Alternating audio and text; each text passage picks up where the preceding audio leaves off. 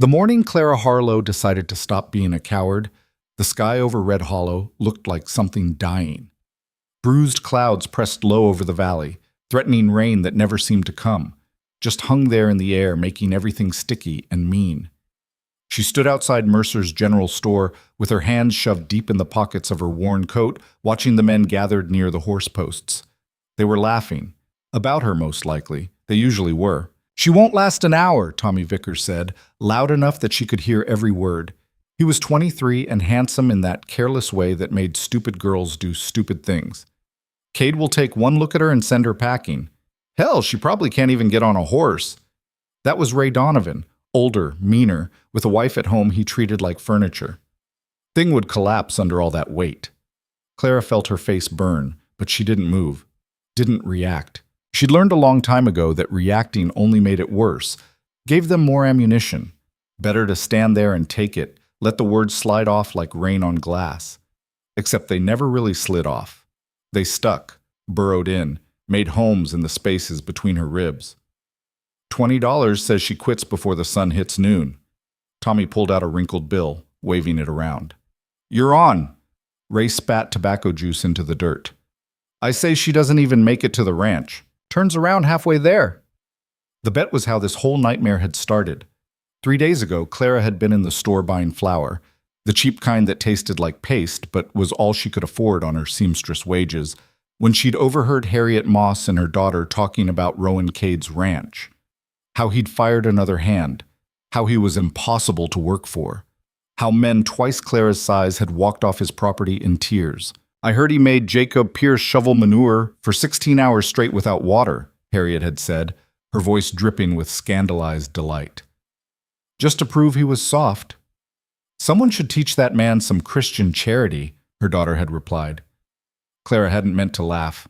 It had just slipped out, a short, bitter sound that made both women turn to stare at her. "Something funny, Clara." Harriet's eyes had narrowed. "Just thinking nobody in this town knows much about Christian charity, Mrs. Moss." The words had felt good coming out. Right up until Harriet's face went red and she'd marched straight over to Tommy Vickers' table at the saloon that night and told everyone that Clara Harlow thought she was so smart, maybe she should try working for Rowan Cade if she was such an expert on hard work. By morning, it was a dare. By afternoon, it was a bet. By evening, the whole town was talking about it. And Clara, tired and angry and so goddamn sick of being the punchline, had said yes. Now standing in the pre-dawn chill with her small bag of belongings, she was wondering if spite was really worth dying for. "You actually going through with this?" The voice came from behind her. Clara turned to find Beth Winters, one of the few people in Red Hollow who'd never treated her like dirt on a boot heel. Beth ran the boarding house where Clara rented a room. A closet, really, barely big enough for a bed and a chair. "Don't have much choice now, do I?" Beth studied her with those sharp gray eyes that saw too much. "You always have a choice, honey. You can tell them all to go to hell and keep your head down like always. And then what? Spend the rest of my life sewing dresses for women who won't even look me in the eye, taking their money while they talk about me like I'm not standing right there?" Clara shook her head. "I'm tired, Beth. So tired of being invisible except when they need something to laugh at. Rowan Cade's ranch isn't a joke, Clara. Men have gotten hurt out there. Real hurt. He doesn't care if you're a woman or if your feelings get bruised. He'll work you into the ground and not lose a second of sleep over it." "Good." The word came out harder than Clara intended. "Maybe that's what I need. Someone who'll treat me like I'm actually capable of something, even if it's just capable of failing." Beth sighed, reaching out to squeeze Clara's shoulder.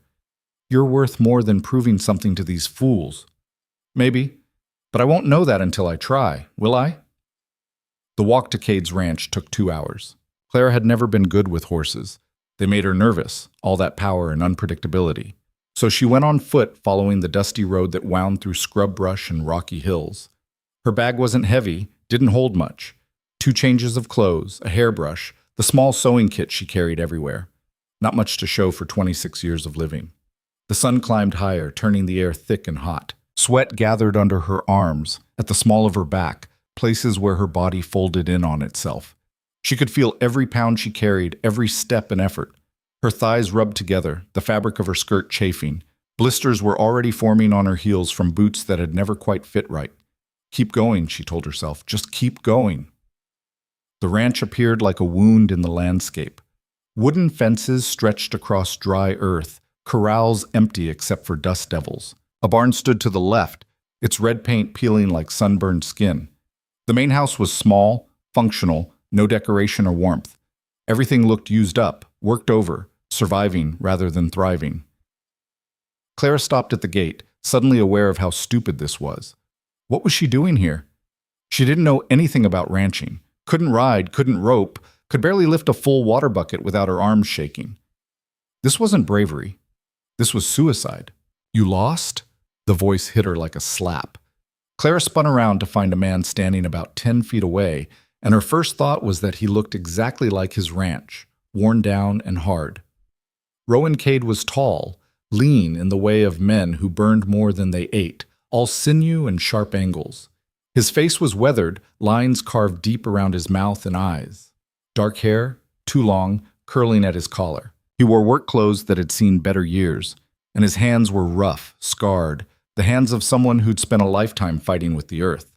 But it was his eyes that made Clara's breath catch. They were the color of winter sky, pale blue-gray, and they looked at her with absolutely no recognition.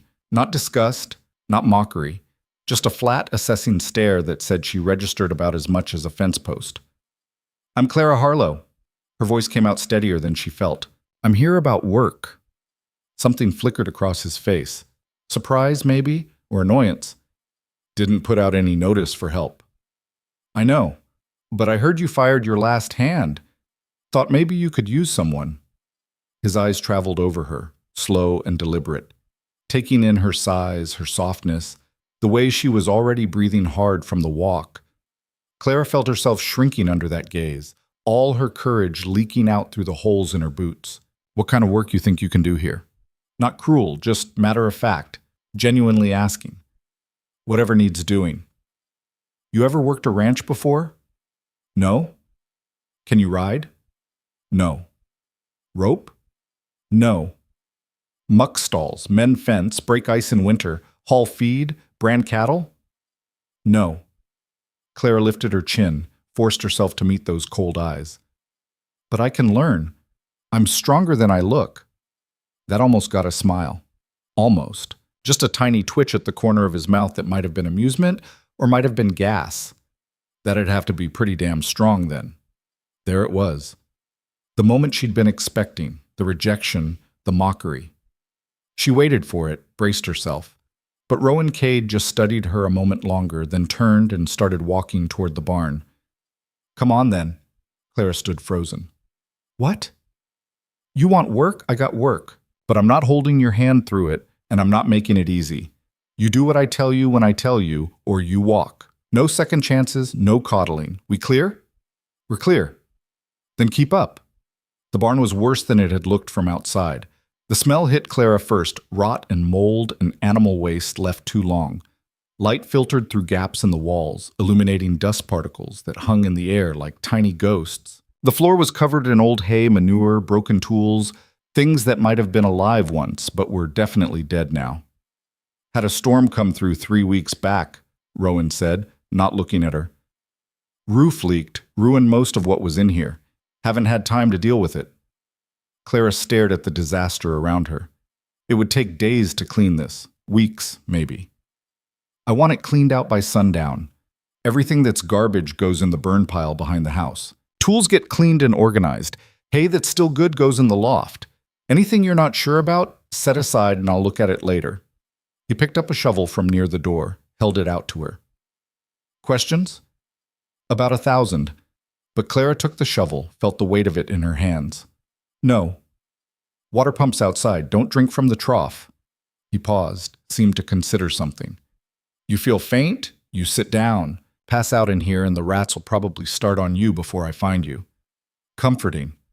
Was that another almost smile? Hard to tell. Rowan Cade's face seemed stuck in one position, somewhere between annoyed and completely indifferent.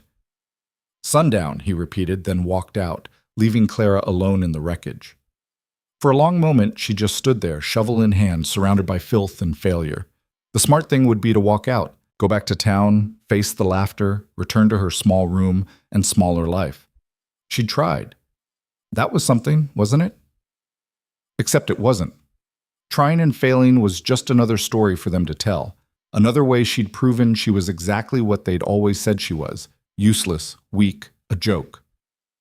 Clara drove the shovel into the nearest pile of rotted hay. Then she did it again. And again. The work was brutal. Within an hour, her hands were raw despite the gloves she'd brought. Within 2, her back screamed with every movement. The barn was an oven, trapping heat and stench until Clara felt like she was drowning in it. Sweat poured down her face, her neck, soaked through her dress until the fabric clung to her skin. She worked through it, scooped and hauled and dumped over and over until her muscles burned and her lungs ached. The pile outside grew slowly, painfully slowly. For every shovelful she removed, it seemed like 2 more appeared. The barn was infinite, impossible, a punishment designed by someone who wanted her to break. Her mind drifted while her body worked. She thought about her mother, dead 5 years now from fever. How she'd always told Clara that pretty girls got choices, but girls like them had to take what they could get. How she'd seemed almost relieved when she died, like life had been one long exhaustion. She was finally allowed to stop fighting. She thought about the men in town who looked through her like glass. The women who smiled with their teeth, but not their eyes when she delivered their dresses. The children who called her names they'd learned from their parents. She thought about every time she'd made herself small, quiet, forgettable, hoping that if she just stayed invisible enough, they'd forget to hate her. But they never forgot. Around midday, she heard voices outside. Clara paused, leaning on her shovel, listening. Told you she wouldn't make it. Tommy Vickers, sounding pleased with himself. Probably already quit. Let's go see. Ray Donovan. Of course. Clara's stomach dropped. They'd come to watch her fail. She looked around the barn, still a disaster, still so much left to do. They'd see it, see her covered in filth and sweat and weakness, and they'd laugh. The door opened. Tommy and Ray stood there with 3 other men Clara recognized from town, all of them grinning, smelling blood. Well, well. Tommy's smile was sharp as broken glass. Looks like someone's playing in the dirt. Looks like someone's failing, Ray added. This barn looks worse than when you started, Clara. Maybe stick to sewing. The other men laughed. That sound, casual cruelty wrapped in amusement, hit Clara like a fist. She wanted to scream at them, wanted to throw her shovel, wanted to disappear into the floor. Instead, she straightened up, looked them each in the eye. Get out of my way. I'm working. Working? Tommy's laugh was ugly. That what you call this? I call it embarrassing yourself for our entertainment. I call it none of your damn business. Clara took a step forward, shovel still in hand. She was bigger than Tommy, she realized, taller, heavier, and right now angry enough that the shovel felt light. Now move, or I'll move you. The men shifted, uncertain, maybe surprised that the quiet girl who always took their abuse was suddenly looking at them like she'd enjoy breaking their teeth. You threatening us, Clara? Ray's hand moved to his belt. No threat, just a promise that if you don't leave, you'll regret it. Everything all right here? Rowan Cade's voice cut through the tension like a knife. He stood in the doorway behind the men, and something about the way he held himself, perfectly still, perfectly calm, made the hair on Clara's neck stand up. Tommy turned, tried to smile. Just checking on your new help, Cade. Making sure she's not... Didn't ask you to check on anything. Rowan's voice was flat. Empty. Somehow, that made it more threatening than if he'd yelled. This is my property. She's my employee, which means you need to leave, now. We were just... now. The word had weight behind it. Tommy and his friends exchanged glances, trying to decide if their pride was worth whatever Rowan Cade might do to defend it. Apparently not. They shuffled out, muttering insults too quiet to be confronted over. When they were gone, Rowan looked at Clara. Really looked at her, for the first time since that morning. Saw the exhaustion, the pain, the stubborn set of her jaw. They give you trouble, you tell me. Clara shook her head. I can handle them. Didn't say you couldn't. Said to tell me. He glanced around the barn and Clara braced herself for disappointment, for the observation that she'd barely made a dent. Instead, he nodded once. Not bad for half a day. Keep at it. Then he was gone, leaving Clara staring after him in confusion. Not bad? The barn was still a wreck.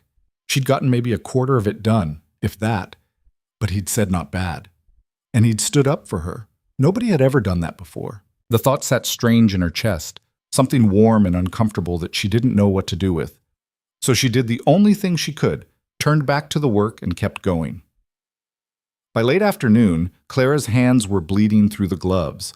She'd stopped feeling the blisters an hour ago, moved past them into a kind of numb acceptance. Her back had progressed from pain to agony to something beyond agony that was almost peaceful.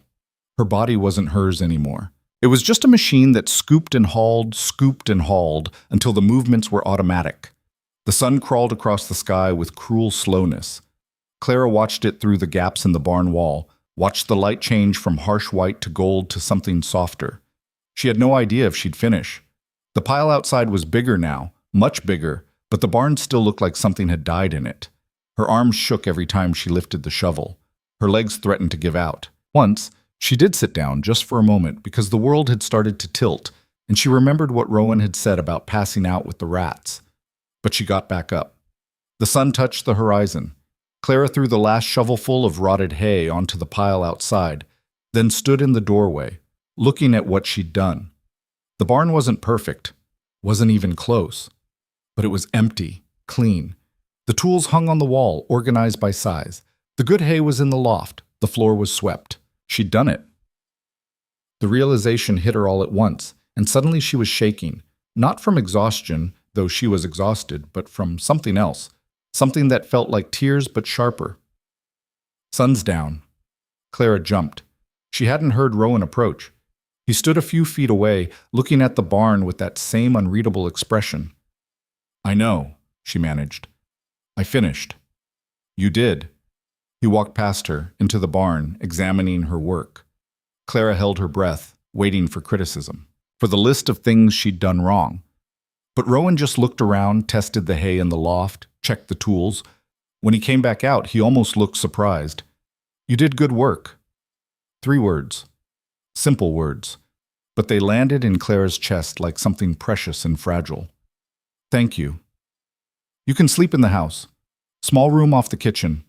Breakfast is at dawn. He paused. You'll want to bandage those hands before they get infected. Clara looked down. Her gloves were soaked through with blood, her palms raw meat. She hadn't even noticed.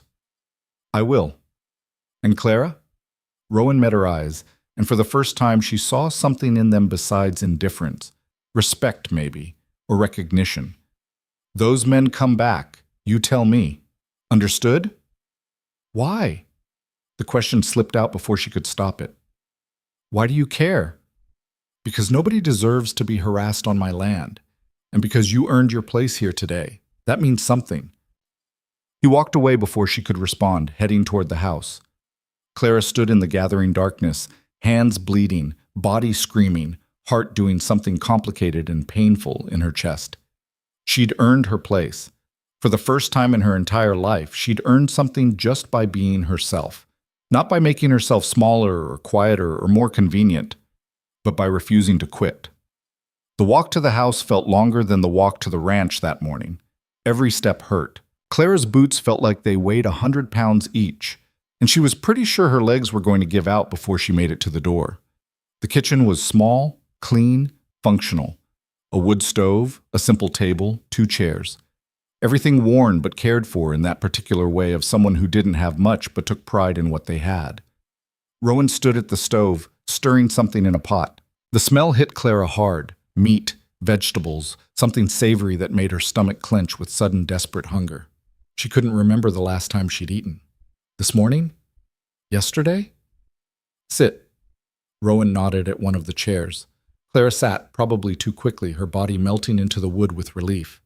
He placed a bowl in front of her, stew, thick and steaming, bread beside it, fresh enough to still be warm. Clara stared at the food, then at him. This is too much. You worked all day. You'll eat. Not a suggestion, an order. Clara picked up the spoon, tried not to shovel the food into her mouth like an animal. It was good, really good. Better than anything she'd eaten in months. The meat was tender, falling apart under her spoon. The vegetables still had bite to them. The broth was rich, salty, perfect. Rowan sat across from her with his own bowl, eating in that efficient way of men who viewed food as fuel rather than pleasure. "Why'd you really come here?" he asked after a while. Clara swallowed a mouthful of stew, considered lying, but something about this man made lies feel pointless. "They dared me. The men in town. It was a joke. You don't strike me as someone who does things because other people dare you." "I'm not. Usually." Clara stared at her bowl. "But I'm tired of being what they think I am. Tired of being the punchline. I thought maybe if I could do this, something impossible, I could prove I'm worth more than their opinions. And now? Now I don't know." She met his eyes. "What do you think? Did I prove anything?" Rowan was quiet for a moment, studying her with those winter eyes. "You proved you can work, that you don't quit when things get hard. Whether that matters depends on what you're trying to prove and who you're trying to prove it to." "What do you mean?" "I mean that if you're doing this to make them respect you, you're wasting your time. People like that don't respect anything that doesn't serve them." He took another bite of stew, chewed, swallowed. "But if you're doing it to learn what you're capable of, that's different. That's worth something." Clara turned that over in her mind, the way you'd turn over a stone to see what lived underneath. "What made you give me a chance? You could have sent me away this morning." "Could have." Rowan shrugged. "But I figured anyone stupid enough or brave enough to walk out here deserved a shot, and I needed the barn cleaned. You wanted work. Seemed simple enough." "Is it? Simple?" "Most things are simpler than people make them." He stood, taking his empty bowl to the sink. "Your room's through there. Bandages are in the cupboard above the sink. You should rest. Tomorrow's going to be harder." Clara's heart sank. "Harder than today?" "Much harder." But there was something in his voice that might have been approval. Or amusement. With Rowan Cade, it was hard to tell. "Get some sleep, Clara." The room was barely bigger than the one she'd rented in town, but it was clean and dry, and it had a real bed with actual blankets. Clara collapsed onto it fully clothed, too exhausted to even take off her boots. She lay there in the darkness, feeling every screaming muscle, every raw blister, every ache. Her hands throbbed. Her back felt like someone had taken a hammer to it. She was pretty sure she'd never walk normally again. But underneath all that pain was something else. Something that felt almost like pride. She'd done it. Against every expectation, including her own, she'd actually done it. The last thing Clara remembered before sleep took her was the look on Tommy Vickers' face when she'd threatened him with a shovel. The surprise, the uncertainty, the fear. She fell asleep smiling. Clara woke to darkness and the smell of coffee. For a disoriented moment, she didn't know where she was. The bed was different. The sounds were wrong. Everything felt tilted. Then her body reminded her with a wave of pain so complete it took her breath away. Every muscle had seized up during the night. Her hands were stiff claws, the bandages she'd managed to wrap around them before passing out now crusted with dried blood. Her back felt like someone had replaced her spine with broken glass. Even breathing hurt. She lay there, seriously considering just staying in bed forever, when she heard footsteps in the kitchen. "You up?" Rowan's voice carried through the thin door. Clara tried to answer, managed something between a groan and a wheeze. "I'll take that as a yes. Breakfast in 10 minutes. 10 minutes. Clara looked at her body, assessed the damage, and decided 10 minutes wasn't nearly enough time to become human again. But she forced herself upright anyway, inch by painful inch, until she was sitting on the edge of the bed with her feet on the floor. Standing was worse. Her legs shook, threatened to dump her right back down. She grabbed the wall for support, waited for the room to stop spinning, then shuffled toward the kitchen like someone's grandmother. Rowan stood at the stove, cracking eggs into a pan. He glanced at her, and something flickered across his face. Sympathy, maybe, or recognition of pain he'd felt himself. "Hurts worse the second day," he said. "Can't wait for the third." Clara lowered herself into a chair, the movement taking approximately 10 years off her life. He set a plate in front of her. Eggs, bacon, bread toasted over the stove. Simple food, but Clara's stomach growled loud enough to be embarrassing. "Eat. You'll need it." Clara picked up her fork, or tried to. Her hands wouldn't close properly around it. The bandages made her fingers clumsy, and underneath them her palms screamed protest at the slightest pressure. Rowan watched her struggle for a moment, then set down his own fork. "Show me your hands." "They're fine." "Show me." Clara held them out, hating how they shook. Rowan unwrapped the bandages carefully, his touch surprisingly gentle for such rough hands. When he saw the raw, blistered mess underneath, his jaw tightened. "You should have said something." "You told me to bandage them." "I did. I meant properly." He disappeared into the other room, came back with a small tin. Some kind of salve, thick and greasy. He dabbed it onto her palms with 2 fingers, his movements efficient but careful. "This'll help with infection. Keep them clean, change the bandages twice a day, and wear better gloves. The ones you had were useless." The salve stung at first, then went blessedly cool. Clara watched him work, this hard man with his scarred hands tending to hers like it mattered. "Why are you doing this?" she asked quietly. "Doing what?" "Being kind, taking care of me. You don't have to." Rowan finished with one hand, started on the other. "You worked yourself bloody for me yesterday. Least I can do is make sure you don't lose your hands to infection." He glanced up, met her eyes. "Besides, you're no good to me if you can't hold a shovel." There it was. That almost smile again, gone so fast Clara might have imagined it. He wrapped her hands in fresh bandages, then pushed the plate closer. "Now eat. We've got fence to mend on the north pasture." Clara's stomach, which had been growling with hunger, suddenly felt like lead. "We? You think I hired you to clean one barn and call it done? I thought maybe after yesterday you'd realize I'm not cut out for this. Are you quitting?" The question hung in the air between them. Clara thought about it, really thought about it. Her body was screaming at her to run back to town, back to the safety of her small room and smaller expectations. But something else, something stubborn and angry and maybe a little bit broken, wanted to stay. "No," she said, "I'm not quitting." "Then finish your breakfast. Daylight's burning." The north pasture was a 40-minute walk from the house, and by the time they reached it, Clara was pretty sure she was dying. Not metaphorically, actually dying. Her legs had progressed from pain to numbness, to something beyond numbness that felt like walking on stumps. Rowan, of course, walked like someone on a leisurely stroll. He carried a bag of tools over one shoulder, a coil of wire over the other, moving with that easy efficiency of someone who'd done this 1,000 times. "You always walk this fast?" Clara gasped. "I'm walking slow for you." "This is slow? You want me to carry you?" Clara shot him a look that could have melted steel. Rowan's mouth twitched. The fence was a disaster, wooden posts leaning at drunken angles, wire sagging or snapped entirely. It ran along a rocky hillside, disappearing into scrub brush and heat shimmer. "Storm knocked it down," Rowan said, dropping his tools. "Cattle got out, took me 3 days to round them all up. Lost one to a ravine." He said it matter-of-factly, but Clara heard the anger underneath. This fence hadn't just been damaged, it had cost him. "What do you need me to do?" Rowan handed her a hammer and a bag of nails. "I'll reset the posts. You hammer the wire back in place. Every 6 inches, 1 nail. Make sure it's tight." It sounded simple. It wasn't. The wire was old, rusty, sharp enough to cut through cloth if Clara wasn't careful. The posts were hard as stone, weathered by years of sun and rain until driving a nail into them felt like trying to nail water. And the sun was a living thing up here, pressing down on her head and shoulders until sweat poured into her eyes and her dress stuck to her back. Clara hammered, missed, hammered again. The nail bent.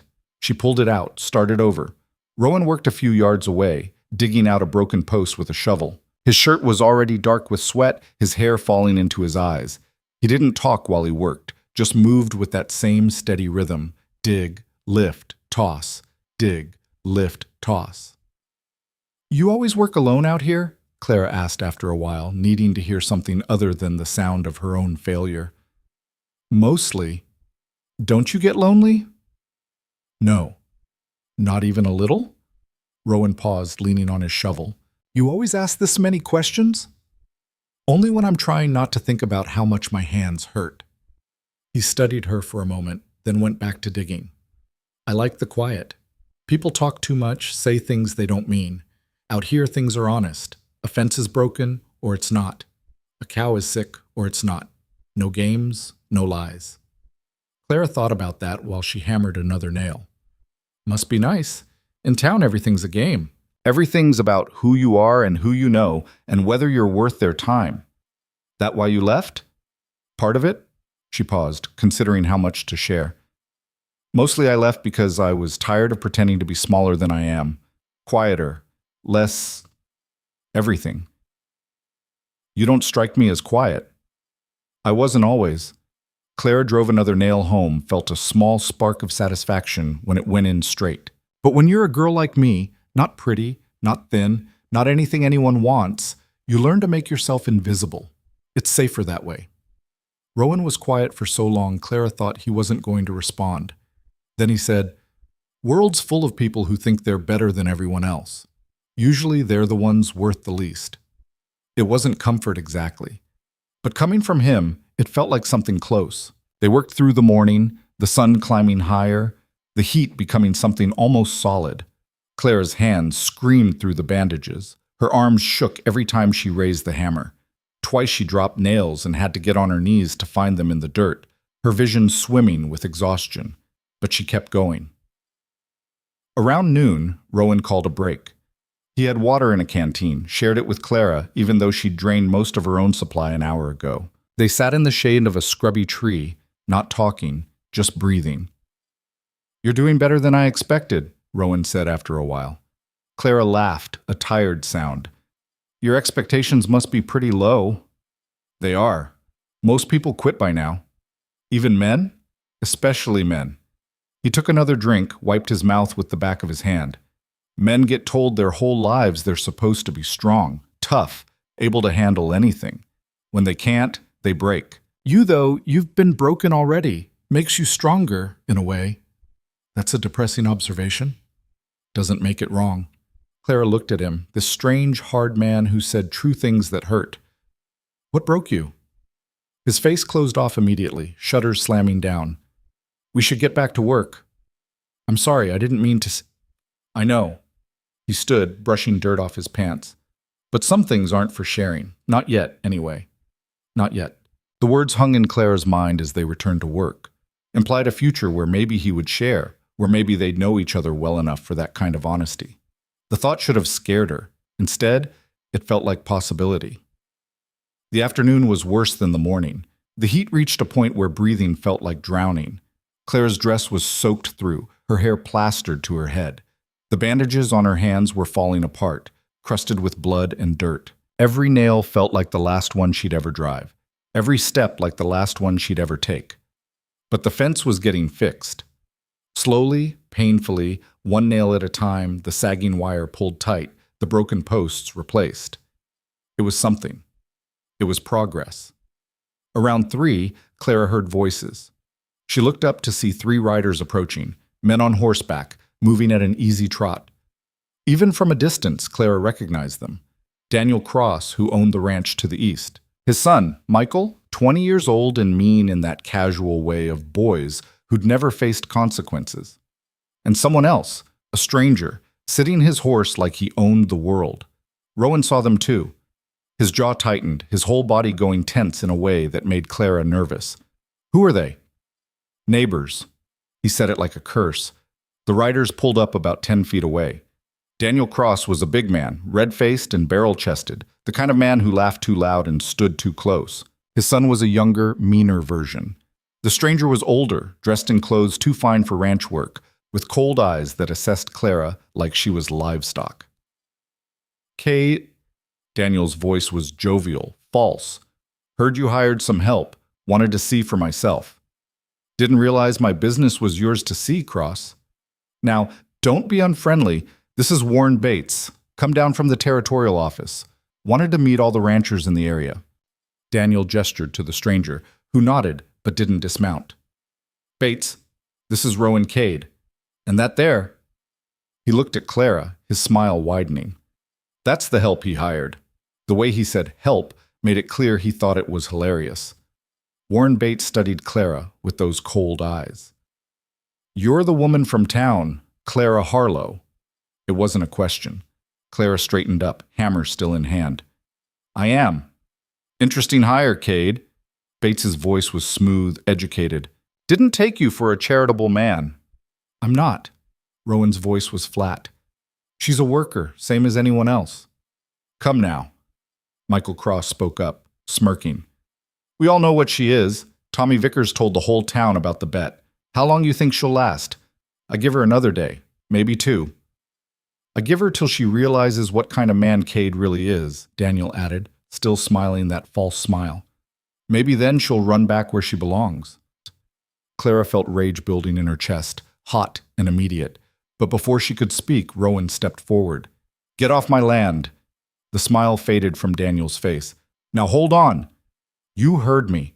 You're not welcome here. Neither is your boy, and neither is your friend from the territorial office. Rowan's voice was quiet, controlled, somehow more threatening than shouting. You want to talk business? You send word, and come alone. You want to stand on my property and insult my employee? You can leave before I make you leave. Daniel's face went red. You threatening me, Cade? Just stating facts. Same as you were when you called my judgment into question. Warren Bates held up a hand. Gentlemen, there's no need for hostility. Cross, perhaps we should... I don't take orders from a man who hires freaks, Daniel spat. His horse shifted nervously, sensing his rider's anger. Everyone knows what you are, Cade. A broken-down drunk who lost everything and came crawling out here to hide. Now you're hiring fat girls to make yourself feel big. It's pathetic. The air went very still. Clara watched Rowan's hands curl into fists, saw the muscle jump in his jaw. For a second, she thought he was going to drag Daniel off his horse and beat him bloody. Instead, he smiled. Not a pleasant smile. The kind of smile that promised violence. That's fine talk from a man whose ranch is in debt up to his eyeballs. How much you owe the bank now, Cross? 20,000? 30? Must be hard pretending you're successful when everyone knows you're one bad season from losing everything. Rowan took another step forward. As for my employee, she's done more work in 2 days than your son's probably done in his entire worthless life. So unless you want to climb down off that horse and prove you're worth something, I suggest you shut your mouth and ride away. Michael started to dismount, his face twisted with fury. Daniel grabbed his arm, held him back. You'll regret this, Daniel said, his voice shaking with rage. I regret wasting breath on you. Now get out. The three men rode off, kicking up dust. Clara stood frozen, hammer in hand, her heart pounding so hard she could feel it in her throat. When they were gone, Rowan turned to her. You all right? You didn't have to do that. Do what? Defend me. Stand up for me. You could have just let them say what they wanted. Could have. He picked up his shovel, went back to work. But I didn't hire you to be their entertainment. You want to be insulted? You can do that on your own time. On mine, you're my employee, and I don't let people disrespect what's mine. What's mine? The words echoed in Clara's head, strange and warm and confusing. Thank you, she said quietly. Rowan didn't look up. Don't thank me. Just finish your section of fence. But there was something in his voice, something softer than before, something that felt almost like kindness. They finished the fence as the sun started to sink. Clara's hands were ruined, her body was screaming, and she was pretty sure she'd never be able to lift her arms above her head again. But when she stepped back and looked at what they'd done, a whole section of fence repaired, tight and straight and strong, she felt something that might have been pride. Not bad, Rowan said, examining their work. Just not bad? Don't fish for compliments. It's unbecoming. But he was almost smiling again, and Clara found herself smiling back despite the pain. The walk home was quieter than the walk out. Clara's legs were beyond pain, operating on some kind of autopilot that kept her moving without conscious thought. Rowan walked beside her, matching his pace to hers, carrying both bags of tools. Those men? Clara said after a while. They really hate you. Yes. Why? Because I don't play their games. Don't bow and scrape and pretend we're all friends when we're not. He was quiet for a moment. And because I know things about them, they'd rather keep hidden. What kind of things? The kind that could ruin them if the right people found out. Clara digested that. Is that why they came today? To threaten you? Probably. Or to see if I was serious about keeping you on. Either way, they're worried. He glanced at her. which means we must be doing something right. We. The word settled into Clara's chest, warm and unfamiliar. Dinner was quiet. Rowan made stew again, apparently his only meal, and they ate in comfortable silence. Clara's hands hurt too much to hold her spoon properly, so she ended up cupping the bowl in both palms and drinking from it like soup. Rowan didn't comment, just refilled it when she finished. "Tomorrow's Sunday," he said as he cleared the plates. "You can rest if you want. I've got bookwork to do." "What about Monday?" "Cattle need checking. There's a water pump needs fixing, and the chicken coop's falling apart." "You have chickens?" "Had chickens. Coyotes got them last month. Haven't had time to rebuild properly." Clara thought about that, about all the work piling up, one broken thing after another. "I'll help with the coop, if you want." Rowan looked at her, something unreadable in those winter eyes. "You sure? Your hands will heal. Work won't do itself." He studied her a moment longer, then nodded. "All right, but you rest tomorrow. That's not a suggestion." "Yes, sir." "Don't call me sir, makes me feel old." "You are old." That got an actual smile, brief as lightning. "Get out of my kitchen, Clara." She went to her room, collapsed on the bed fully clothed again, and stared at the ceiling. Her body hurt. Everything hurt. But underneath the pain was something else, something that felt dangerously close to happiness. For the first time in her life, Clara felt useful. Not decorative, not convenient, not tolerated. Useful. It was a strange feeling. She wasn't sure she trusted it yet, but she wanted to. Sunday morning, Clara woke to silence. No footsteps in the kitchen, no smell of coffee. She lay in bed waiting for the pain to hit and was surprised when it didn't, or at least not as badly as before. Her hands still hurt, her back still ached, but her body was starting to adapt, getting stronger. She got up, wrapped fresh bandages around her palms using the supplies Rowan had left on the kitchen table, and ventured outside. The ranch looked different in morning light, softer, almost peaceful. The sun hadn't yet turned vicious, and a cool breeze came down from the hills. Clara walked to the barn she'd cleaned, looked inside, felt that same small spark of pride. She'd done that. Her. "Thought I told you to rest." Clara turned to find Rowan standing behind her, holding 2 cups of coffee. He was dressed in clean clothes, his hair still wet from washing. "I am resting, just looking." "At a barn?" "At what I did." She took the offered coffee, grateful for the warmth. "Is that weird?" "No." Rowan leaned against the fence, looking at the barn with her. "First time I built something with my own hands. I must have stood there for an hour just staring at it. Couldn't believe I'd actually done it." "What did you build?" "A table. Wobbly as hell. Practically collapsed the first time I set a plate on it. But it was mine." Clara tried to imagine this hard, competent man building a wobbly table. The image made her smile. They stood there in comfortable silence, drinking coffee, watching the sun climb higher. Clara wanted to ask him questions about his past, about why he lived alone, about what Daniel Cross had meant when he called him a drunk. But something held her back. The morning felt too peaceful to break with hard truths. "You ever think about leaving?" Clara asked instead. "Just packing up and going somewhere else?" "Every day." "But you don't." "No." Rowan took a long drink of coffee. "Because running doesn't fix anything. Just takes your problems to a new place." "That sounds like experience talking." "It is." He pushed off the fence, started walking toward the house. "Come on, I'll make breakfast." Clara followed, her mind turning over his words. Running doesn't fix anything. She thought about her life in town, all the years she'd spent trying to be invisible, trying to disappear. Had that been running? Just a different kind? Maybe. Breakfast was eggs and bacon again. Clara was starting to suspect it was the only thing Rowan knew how to cook. "You always eat the same thing?" she asked. "Easy, efficient. Why mess with what works?" "You ever want variety?" "Not particularly." Clara shook her head, amused despite herself. "You're a strange man, Rowan Cade." "So I've been told." After breakfast, Clara tried to help with the dishes, but Rowan waved her off. "You're supposed to be resting, remember?" "I've been resting. I'm bored now." "Then go read or something. There's books in the sitting room." The sitting room was barely bigger than her bedroom, with one worn armchair and a shelf full of books. Clara scanned the titles: practical manuals on ranching, animal husbandry, a few old novels with cracked spines. She pulled out one at random, settled into the chair. Within minutes, she was asleep. She woke hours later to the sound of voices outside. Angry voices. Clara sat up, disoriented, the book sliding off her lap. Don't care what you think, Cross.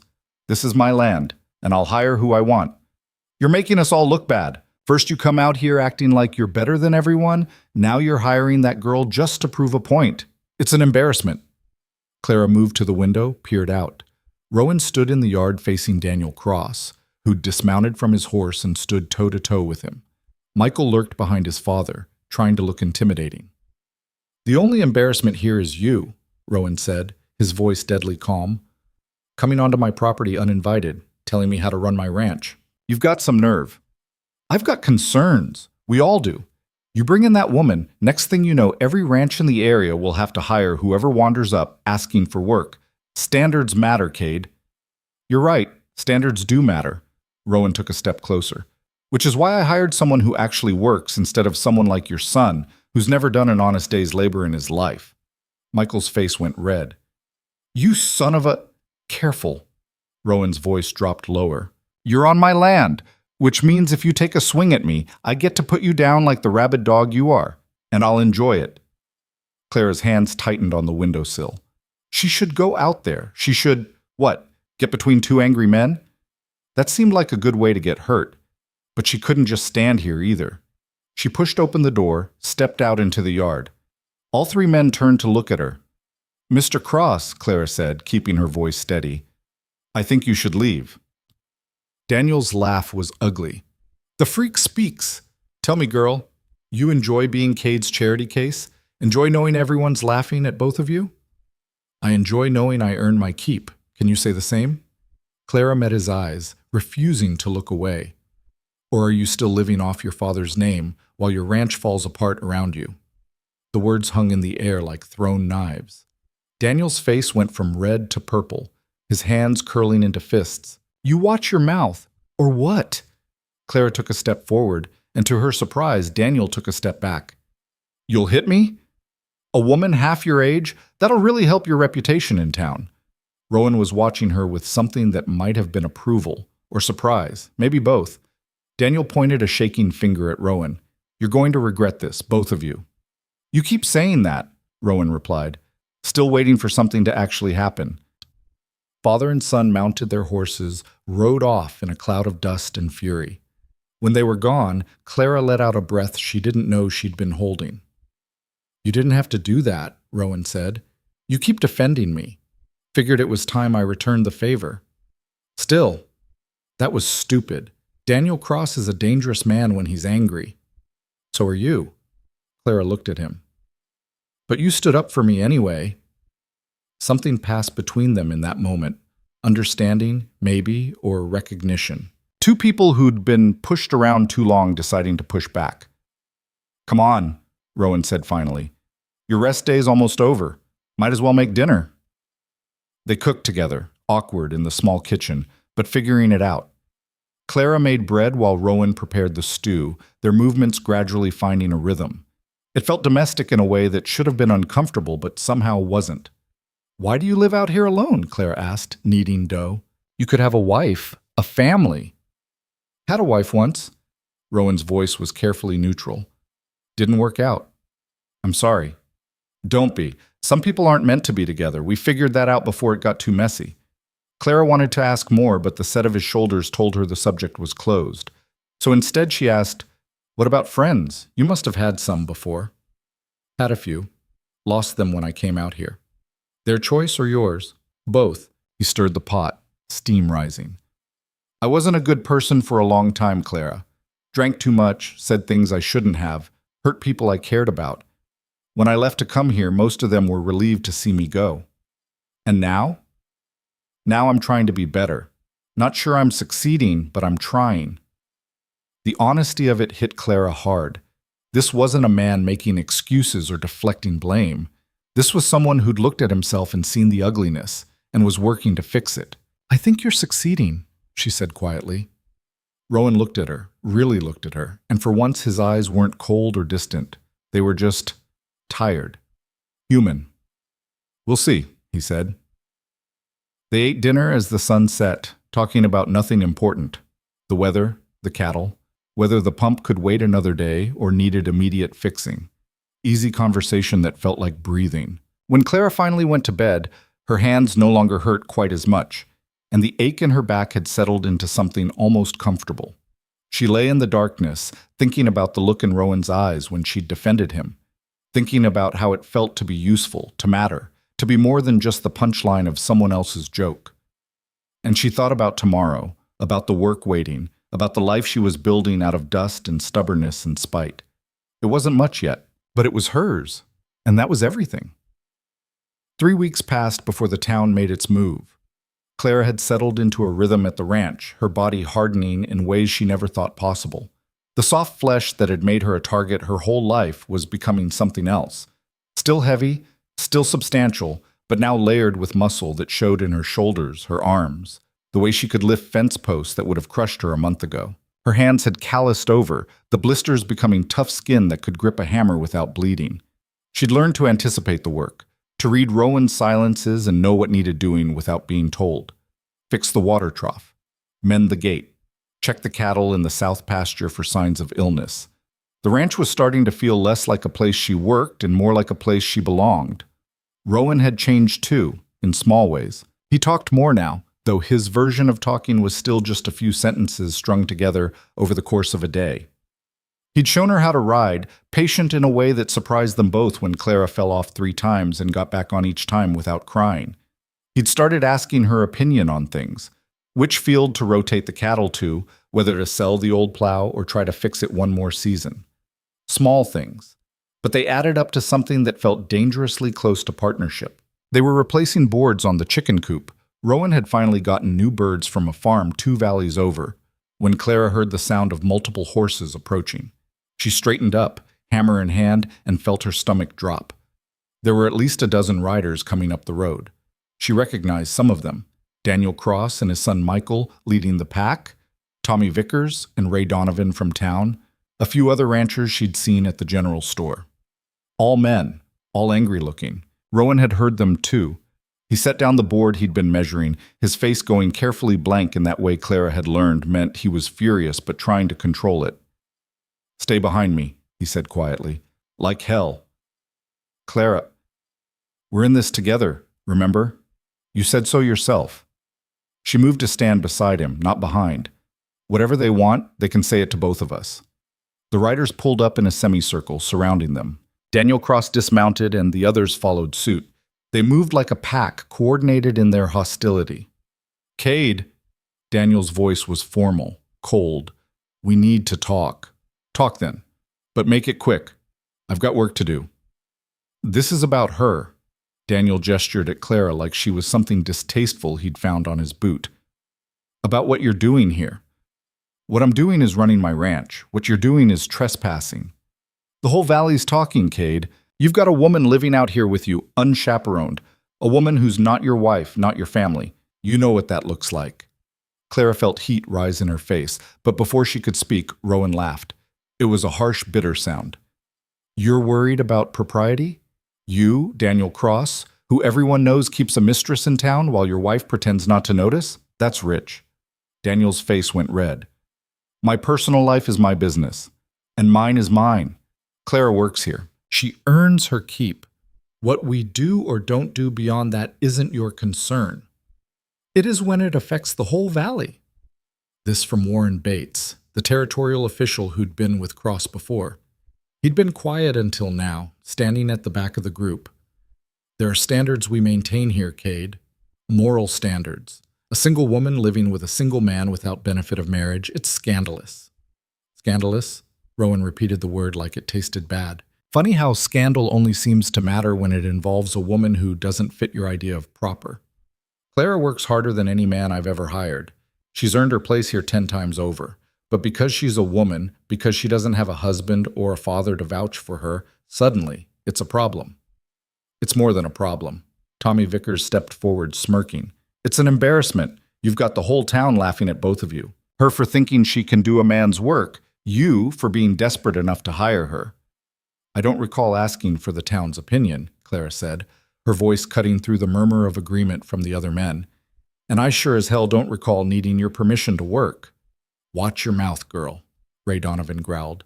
"You're already in enough trouble." "Trouble?" Clara took a step forward, and to her satisfaction, Ray took a step back. "What trouble is that exactly? The trouble of doing honest work? Of not depending on anyone else to survive? Of proving I'm worth more than what you decided I was worth? You're nothing." Tommy's smirk widened. "You were a joke in town, and you're a joke out here. The only difference is now you've dragged Cade down with you." Rowan moved so fast Clara almost didn't see it. One second he was standing beside her, the next he had Tommy by the throat, slamming him back against his horse hard enough to make the animal sidestep nervously. "Say that again," Rowan said quietly, his voice deadly calm. "I want to make sure I heard you right." Tommy's face was turning purple, his hand scrabbling at Rowan's wrist.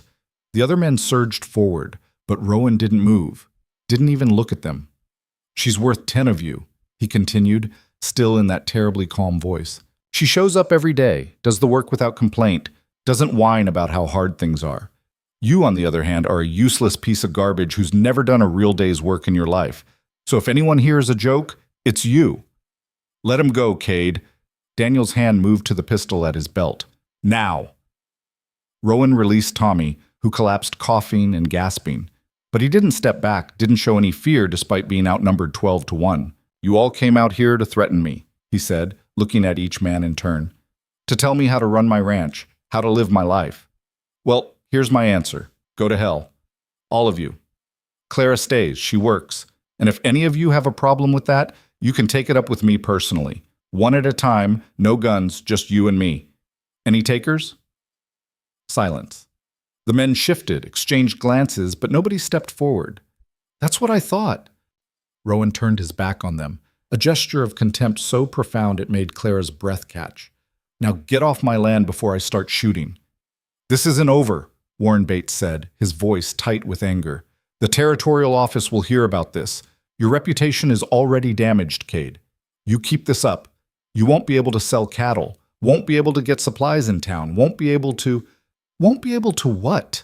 Clara interrupted, surprised at the steadiness in her own voice. "Live my life without your approval? I've been doing that my whole life. And you know what I've learned?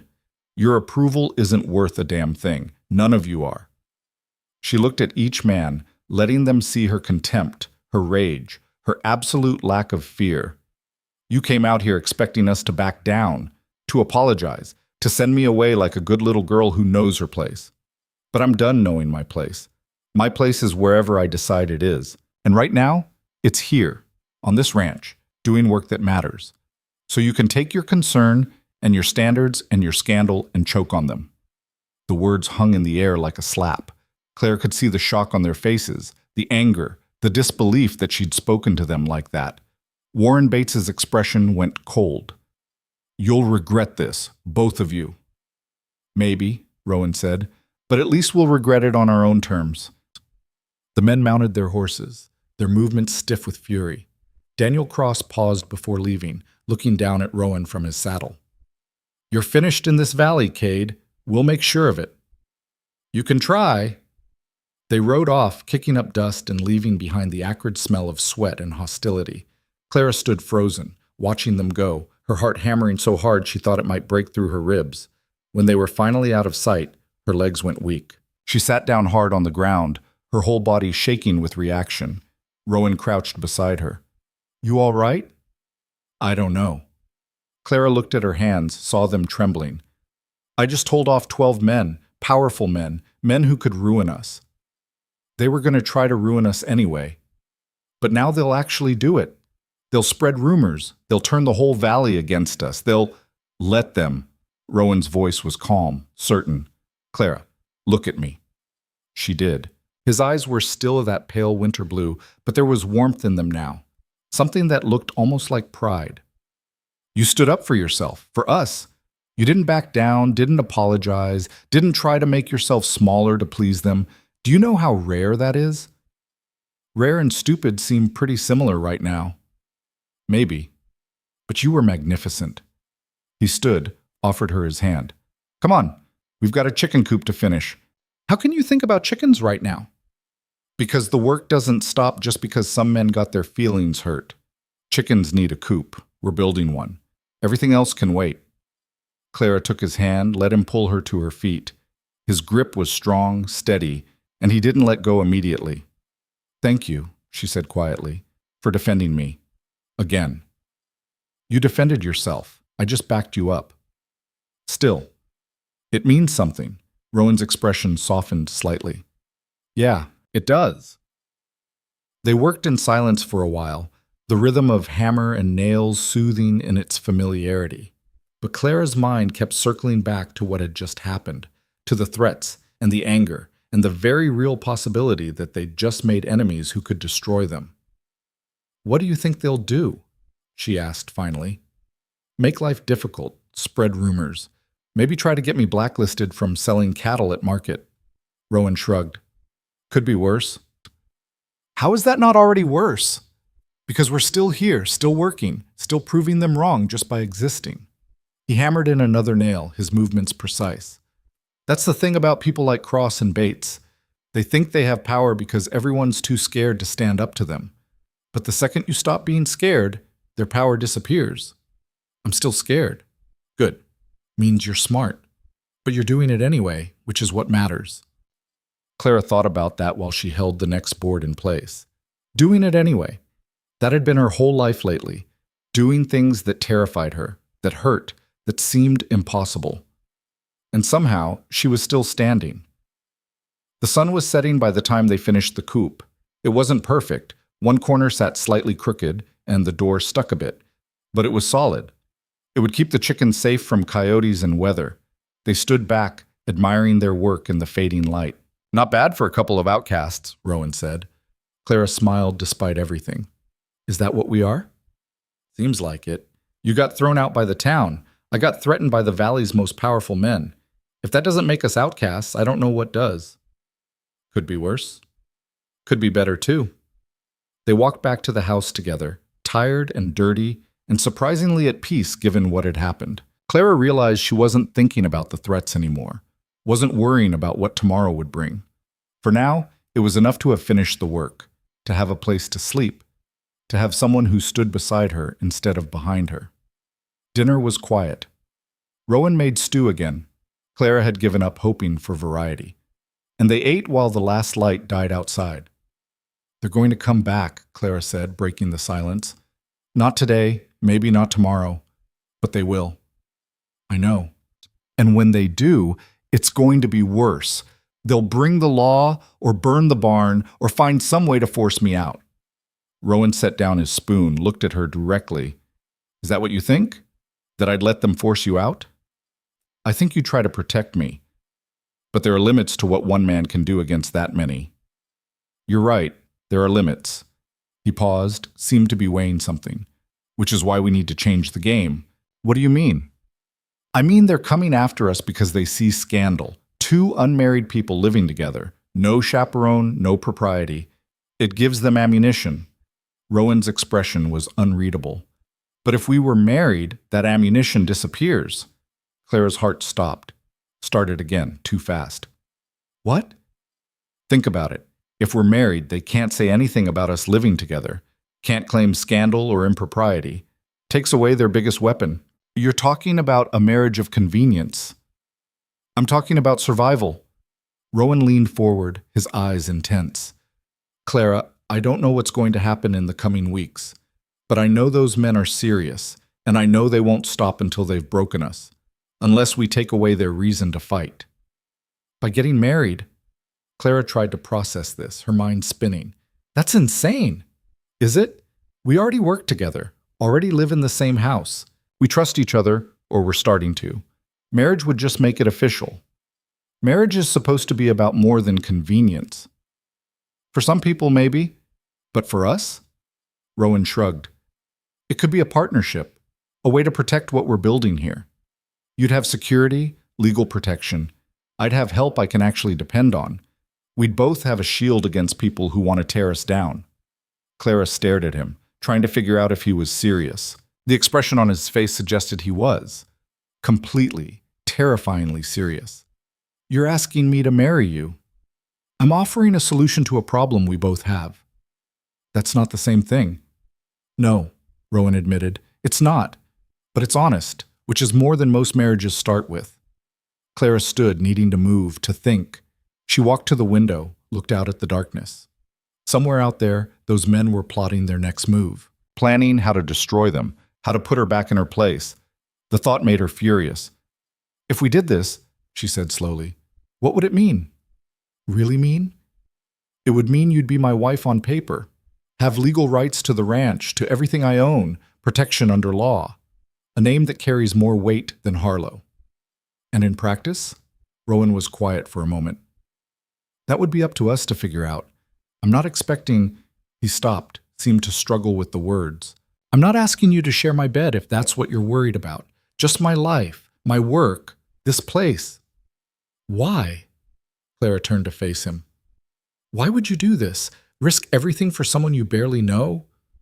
Because I'm tired of being alone, tired of fighting by myself, and because you're the first person in years who's looked at me and seen something worth standing beside.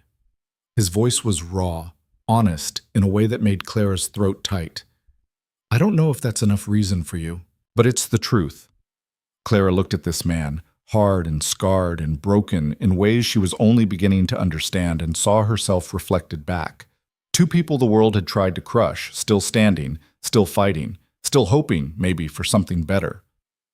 Give me tonight, she said finally. Let me think about it. Take all the time you need. But they both knew time was something they didn't have much of.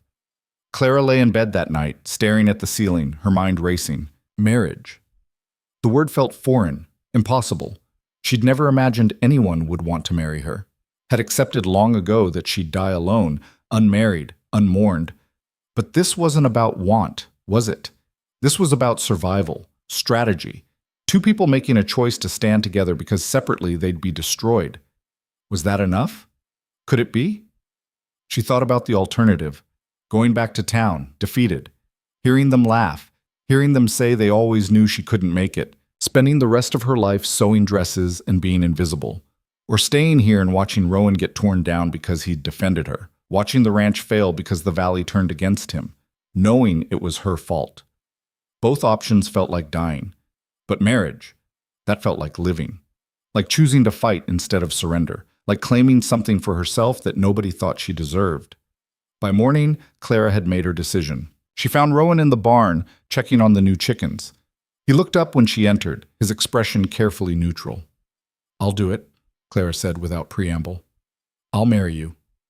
Something flickered across Rowan's face. Relief, maybe, or surprise. You're sure? No, but I'm doing it anyway. That almost smile appeared, brief as sunlight through clouds. When? Soon as possible. Before those men come back. Before we lose our nerve. I'll ride to town today. Talk to the minister. They'll talk. Everyone will talk. Let them. Rowan moved closer, and Clara realized he was taller than she'd thought. Or maybe she'd just stopped noticing heights and weights, and all the things that used to make her feel small. Clara, I need you to understand something. This isn't charity. This isn't me saving you. We're saving each other. Partners. Equals. Equals. Clara tested the word, found she liked the taste of it. All right. Partners, then. Rowan held out his hand. Clara took it, felt the calluses against her own, the strength in his grip that matched her own strength.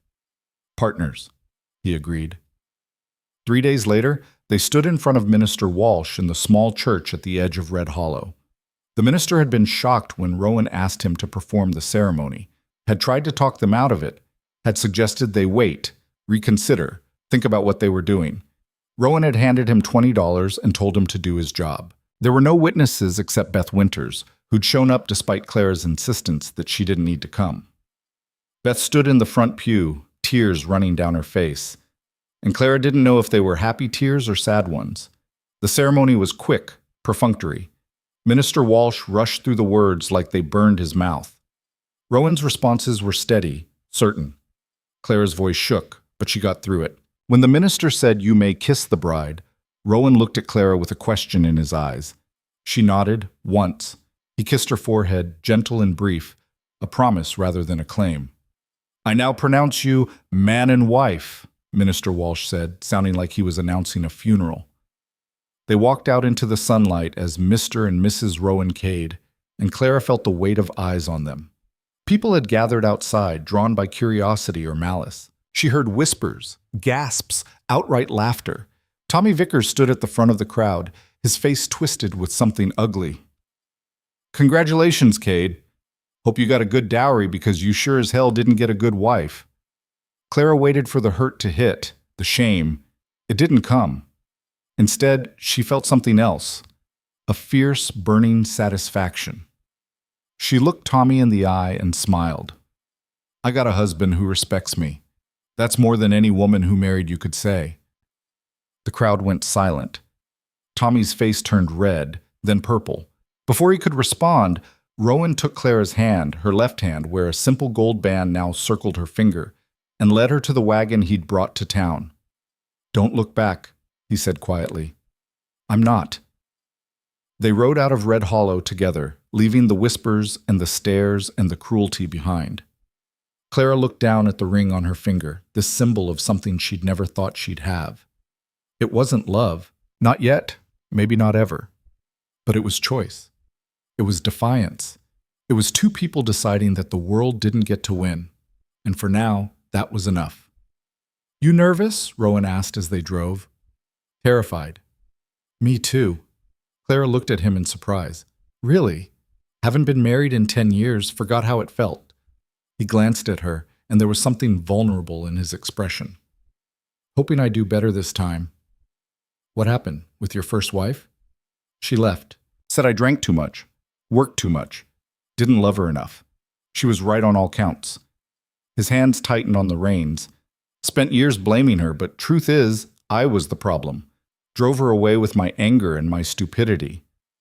You're not that person anymore. How do you know? Because that person wouldn't have defended me, wouldn't have married me to keep me safe, wouldn't care if I was scared or hurt or struggling. Clara touched his arm lightly. You're not perfect, Rowan. Neither am I. But we're trying. That counts for something. He covered her hand with his, brief contact that sent warmth through her. Yeah, it does. They arrived back at the ranch as the sun was setting, painting the sky in shades of orange and red. The house looked the same as always, small, worn, functional. But somehow it felt different now, like it belonged to them both instead of just him, like it was home. Well, Mrs. Cade, Rowan said, climbing down from the wagon, welcome to married life. Clara climbed down after him, looking at the ranch with new eyes. Think we'll survive it? I think we'll fight like hell trying. He offered her his arm, courtly and strange coming from this rough man. Clara took it, and they walked into the house together, two broken people making something new out of their shared damage. Outside, the wind picked up, carrying the promise of storms. But inside, Clara felt something she'd never felt before. Safe. The retaliation started small. 2 days after the wedding, Rowan rode to town for supplies and came back with half of what he'd ordered. The general store owner, a nervous man named Peters who'd always been civil before, had refused to sell him anything beyond the bare minimum. Said his other customers wouldn't like it, Rowan explained, unloading the meager provisions. Said he had to think about his business. Clara felt anger rise in her throat. Did he say which customers? Didn't have to. We both know who's behind this. The next week, a fence on the eastern boundary was cut during the night. Not broken by weather or animals. Cut clean with wire cutters, deliberately sabotaged. It took them 2 days to find all the cattle that had wandered off, and one heifer had gotten into a neighbor's wheat field, trampling crops. The neighbor, a man named Henderson who'd never had any quarrel with Rowan before, sent a bill for damages, $300, more than the damaged wheat was worth by a factor of 10. He's being pressured, Rowan said, crumpling the bill in his fist. Crosser Bates got to him, told him to make it hurt. Can we pay it? We'll have to, can't afford to make more enemies. But paying Henderson left them short for other things. The roof needed repairs before winter. The plow needed a new blade. The cattle needed medicine for worms. Every dollar that went to manufactured damages was a dollar they didn't have for actual survival. Clara started keeping a careful ledger of their expenses, her seamstress training making her meticulous with numbers. The picture it painted was bleak. At this rate, they'd be bankrupt before spring. "We need to sell cattle," she said one evening, showing Rowan the figures. "Soon, while prices are still decent." Rowan stared at the ledger, his jaw tight. "Market's controlled by Cross and his friends. They'll blackball me, make sure I can't get a fair price. Then we sell somewhere else. Nearest market that isn't controlled by the Valley Association is 4 days' ride. That's 8 days total, and we'd have to leave the ranch unguarded." He looked at her. "You know what would happen if we both left." Clara knew. The ranch would be torn apart. Every fence cut, every building burned, every tool stolen. They'd come back to ruins. "So what do we do?" "We fight smarter." Rowan closed the ledger. "I've got a friend 2 valleys over. Runs a small operation, but he's honest. I'll send word, see if he'll buy direct, cut out the market entirely." "Will he risk it, going against Cross?" "Frank owes me. Saved his herd from disease 5 years back when everyone else wrote him off. He'll help if he can." It took a week for Frank to respond. When he did, the news was mixed. He'd buy 10 head at fair price, but that was all he could manage without drawing suspicion. It wasn't enough to solve their problems, but it would buy them time. Rowan left before dawn to make the delivery, kissing Clara on the forehead before he went. It was becoming their habit, that chaste kiss, a gesture of affection that asked for nothing more than it gave. 3 days, he said. 4 at most. "You'll be all right?" "I've got the shotgun, and I'm meaner than I look." "You look pretty damn mean already." But he smiled when he said it, that rare full smile that made his whole face different. Clara watched him drive the cattle down the road until they disappeared into the dust, then turned back to the ranch, feeling the weight of responsibility settle on her shoulders. She was alone now. Completely alone, for the first time since coming here. The thought should have scared her. Instead, it felt like a test she was determined to pass. The first day passed quietly. Clara threw herself into work, mucking stalls, fixing a broken hinge on the barn door, chopping wood for the stove. Physical labor that kept her hands busy and her mind from dwelling on what could go wrong. The second day, she saw riders on the ridge overlooking the ranch, 3 of them, just sitting their horses and watching. Clara stood in the yard with the shotgun across her arms, watching them back until they finally rode away. That night, she barely slept. Every sound was a threat, every creak of the house a potential intruder. She kept the shotgun next to the bed, her hand resting on it, ready. The third day dawned gray and threatening, clouds building in the west. Clara was feeding the chickens when she heard a wagon approaching. Her heart jumped. Rowan wasn't due back until tomorrow at the earliest. The wagon that rolled into the yard wasn't Rowan's. It was Beth Winters, her face grim and determined. "Beth?" Clara set down the feed bucket. "What are you doing here?" "Bringing you trouble, probably." Beth climbed down from the wagon with the stiffness of someone who wasn't used to long drives. "But I figured you'd want to know what's happening in town." They went inside, and Beth told her everything over coffee that Clara had made too strong out of nervousness. The Valley Association had held a meeting, formal, official, with Warren Bates presiding. They'd voted to impose sanctions on Rowan Cade. No member of the association would do business with him, sell to him, buy from him, or provide any assistance. Anyone who violated the sanctions would be expelled from the association and face the same treatment.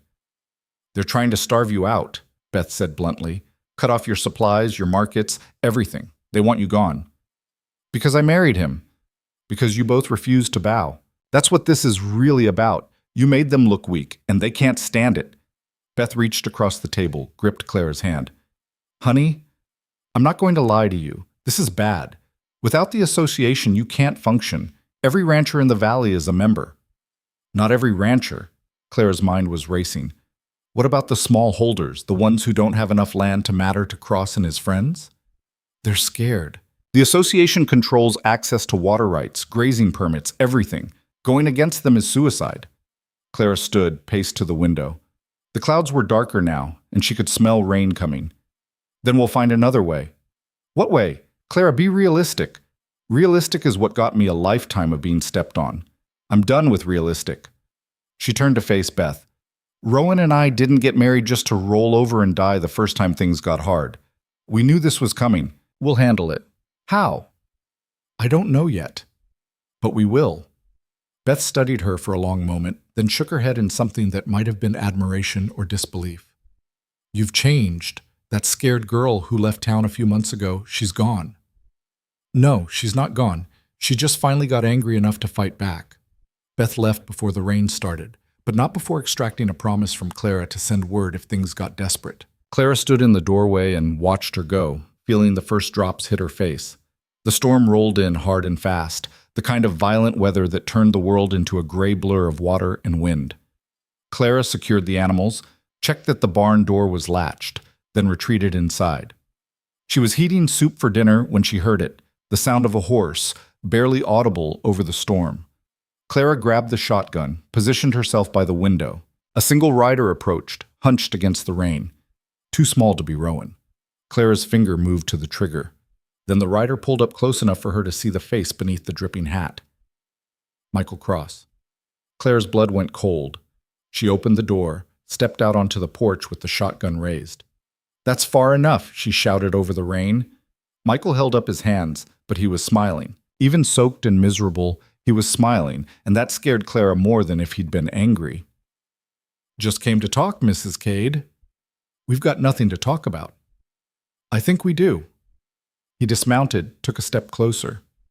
Clara raised the shotgun higher. "Easy now. I'm not here to hurt you."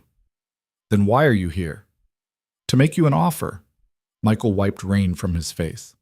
"My father and the others, they're serious about the sanctions. They'll enforce them until this ranch fails and you lose everything. But it doesn't have to be that way." "What are you talking about?" "Leave. Just leave. Pack your things, go back to town or somewhere else, and annul the marriage.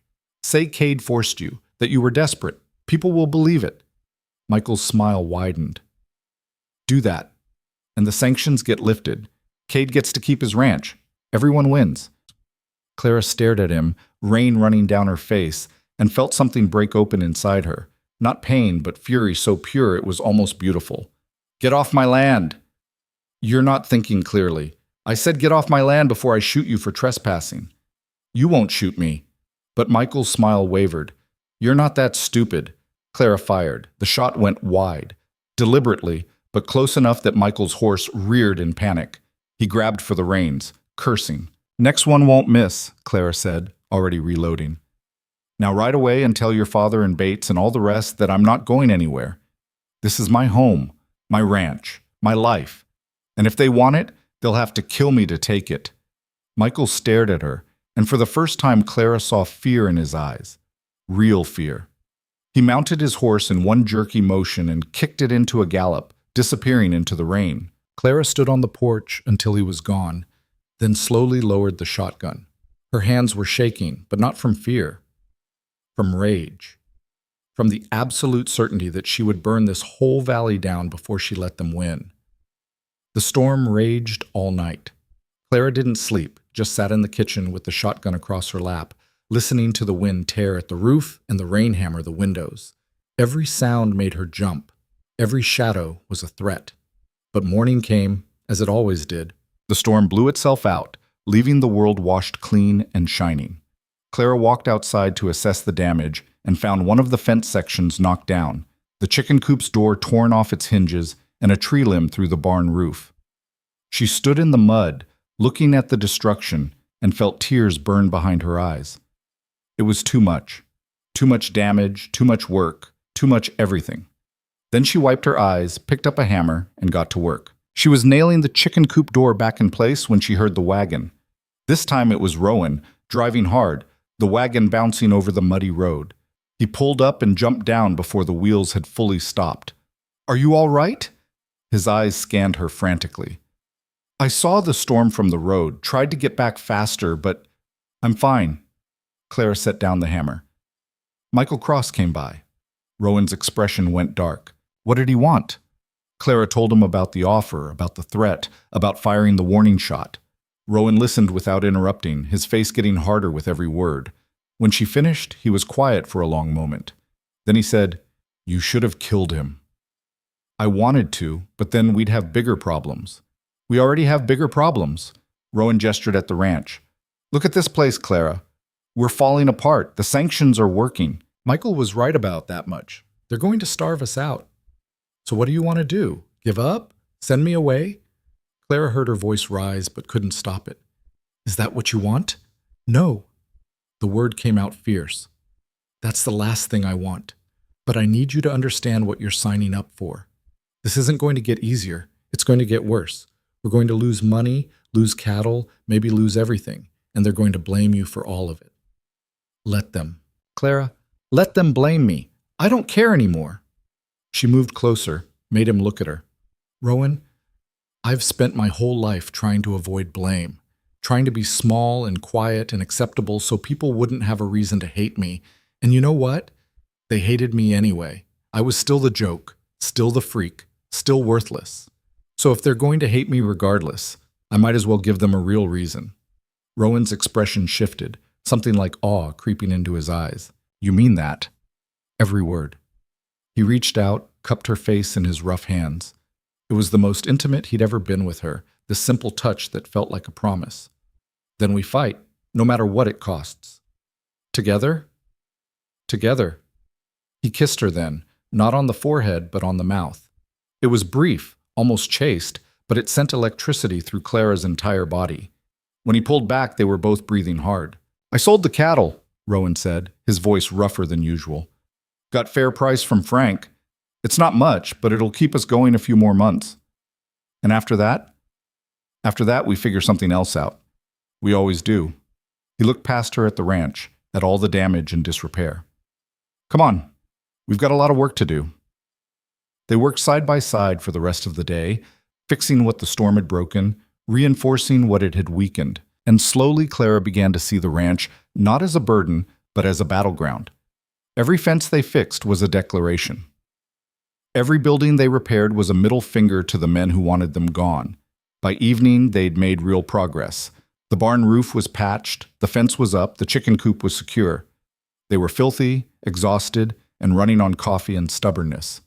Rowan made dinner, stew, because of course it was stew, and they ate in companionable silence. Clara found herself watching him when he wasn't looking, studying the lines of his face, the way his hands moved, the small expressions that she was learning to read. When had he stopped being just her employer and become something else? She couldn't pinpoint the exact moment. It had happened gradually, in small gestures and shared work and the intimacy of fighting the same fight. You're staring, Rowan said without looking up. Am I? You are. Maybe I'm just trying to figure you out. Good luck with that. I've been trying to figure myself out for 40 years. He met her eyes, and there was something vulnerable in his expression. Clara, about earlier, when I kissed you, if that was too much. It wasn't. No? No. Clara took a breath, committed. Actually, it wasn't enough. The air between them went charged. Rowan set down his spoon very carefully. What are you saying? I'm saying this marriage started as convenience, protection. But somewhere along the way, it became something else. At least for me. Her heart was hammering.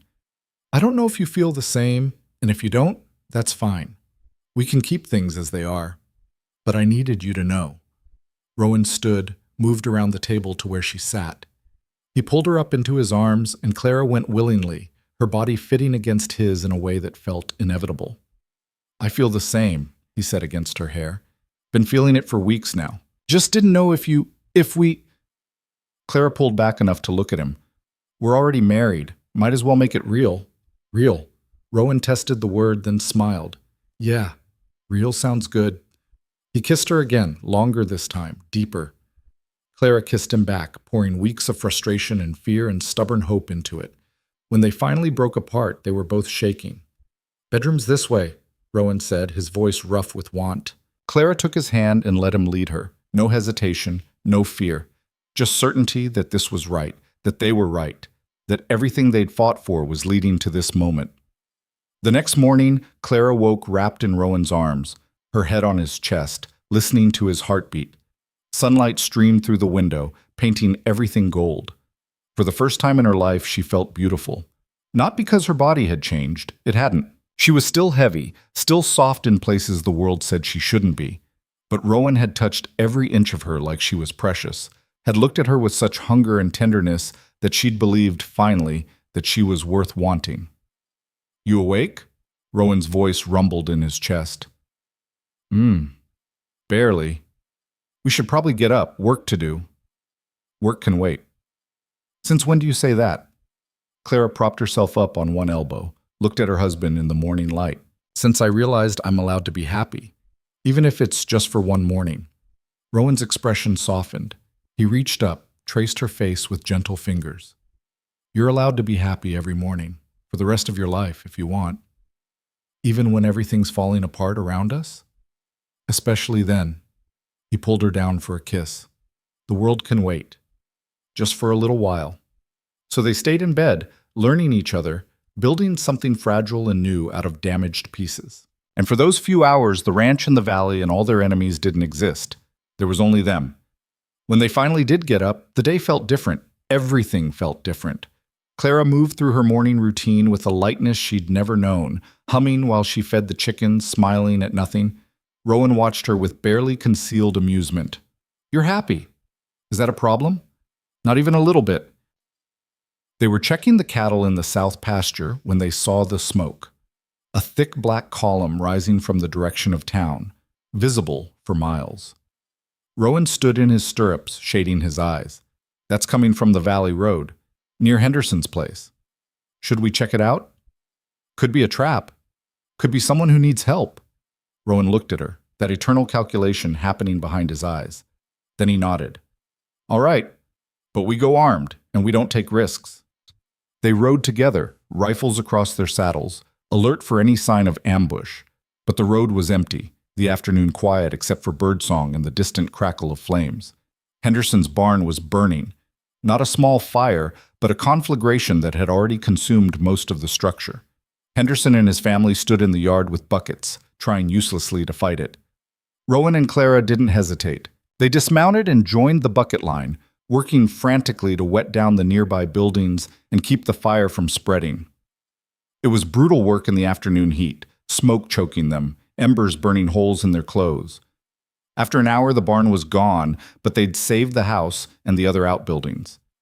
Henderson collapsed in the dirt, his face streaked with soot and tears. It's gone, he kept saying. All of it. The hay, the tools, everything. His wife stood with their 3 children, all of them too shocked to cry. Rowan knelt beside Henderson. How did it start? I don't know. I was in the south field, heard my son screaming. By the time I got here, it was already too late. Henderson looked up at Rowan, and there was something broken in his eyes. But I know who did it. Who? Cross's men. 2 of them were here this morning, reminding me about the association's sanctions, reminding me what happens to people who help you. Henderson's voice cracked. I told them I hadn't helped you. I sent you a bill, remember?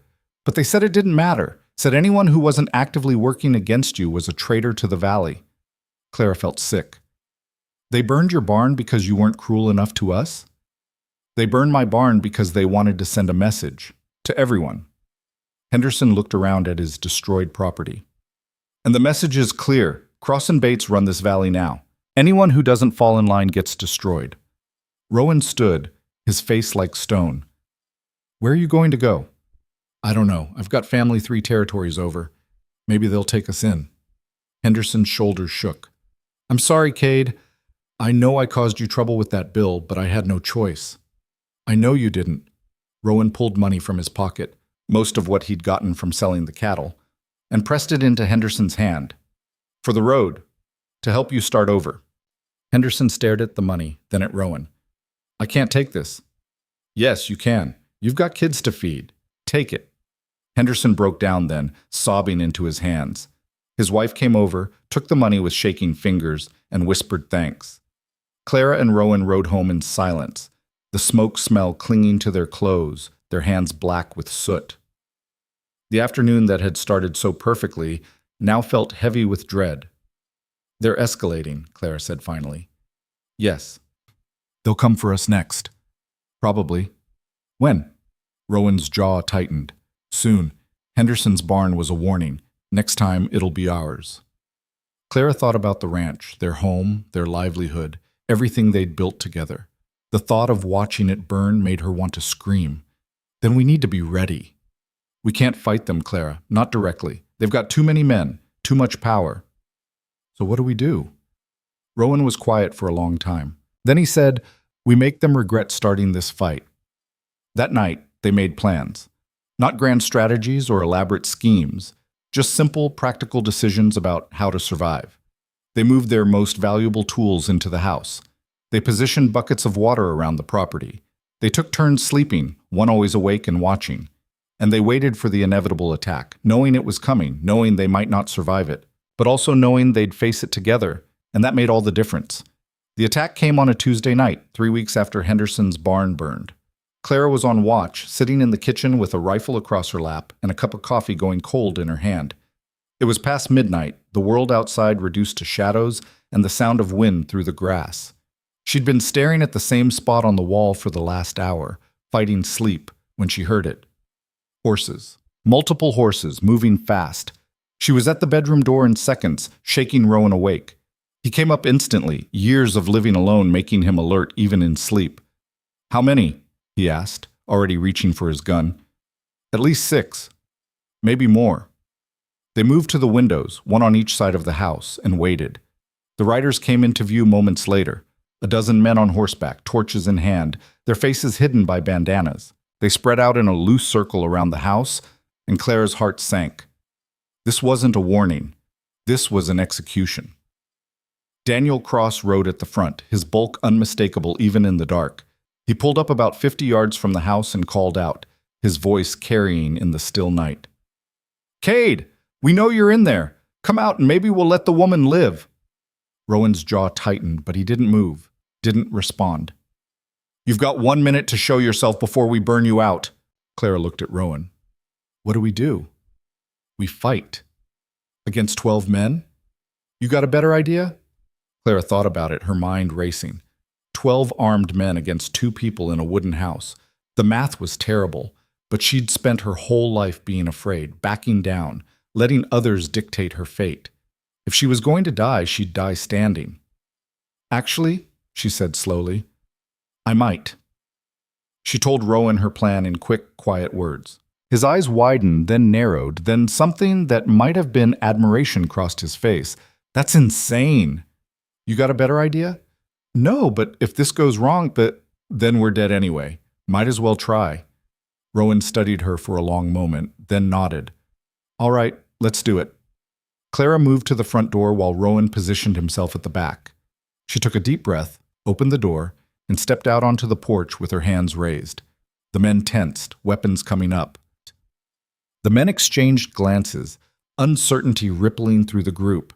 They'd come for a fight, for violence, and Clara's surrender had thrown them off balance. "How do we know this isn't a trick?" Michael Cross called from the back. "Because I'm standing here unarmed, that's how." Clara took a step forward. "Look, you want us gone? We're going. Just give us an hour to pack and we'll ride out. You'll never see us again." Daniel considered this, his face twisted with something ugly. Clara could see him weighing options, the satisfaction of burning them out versus the easier victory of watching them run. "Half an hour," he said finally. "And if you're not on the road by then, we torch everything." Clara nodded, turned to go back inside. She'd made it 3 steps when Tommy Vickers spoke up. "Hold on. How do we know Cade's really in there? How do we know he's not sneaking out the back right now?" "Damn it." Clara turned back. "He's packing, like I said. Prove it." This was it. The moment where everything either worked or they died. Clara took a breath and made her choice. "Fine. But I'm not doing your work for you. You want him out? You come get him." She turned and walked back into the house, heart hammering, expecting a bullet in her back at any second. But the shot didn't come. She reached the door, stepped inside, slammed it shut. "Now!" she hissed. Rowan was already moving. While Clara had been talking, he'd slipped out the back and made his way to the barn. Now he emerged on horseback, riding hard toward the cluster of horses the men had left loosely tied at the property line. The men saw him too late. By the time they realized what was happening, Rowan was already among their horses, firing his pistol in the air and spooking them. The animals panicked, rearing and bolting, scattering in all directions. Chaos erupted.